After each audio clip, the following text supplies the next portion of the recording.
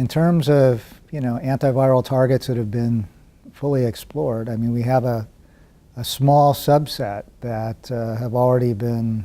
used for advanced stage drug development. The polymerase, the NS5A protein, the NS3,4 protease, but there are really a wealth of other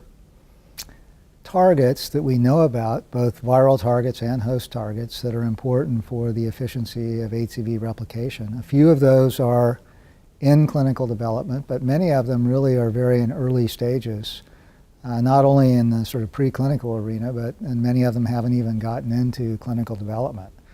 So I think one of the key issues is that despite the fact that the inhibitors of the more conventional enzymes in 5A are reaching advanced stages of clinical development, they still have very limited experience in the global population of HCV-infected people and all these diverse genotypes. So my feeling is that it's very important to continue to study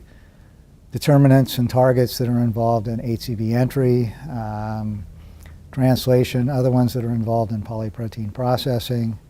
host factors that are required for HCV replication, until we're sure we really have a collection of targets and compounds that target them that is sufficient to really sort of confront the global complexity of this disease, because it's not only diverse from a population standpoint, but also from a viral standpoint, and certainly from a disease standpoint. And for example, we don't know that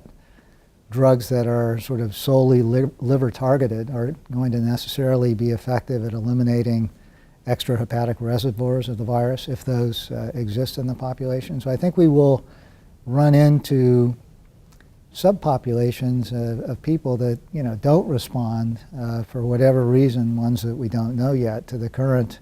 drugs that are in late stage clinical development. And it's important not to say we have everything that we need to treat this viral infection until we're sure we do. So I think there's definite need to continue to develop some of these targets and compounds against them. I think the challenge there is to sort of make that a continued priority for funders and people in industry that really need to put in the time and effort and money to develop effective compounds for human use. So that gets to be more and more of a challenge to sort of justify those expenses as the fraction of the population that can't be treated shrinks because it has less obvious sort of economic potential. And so I think it does fall into the arena of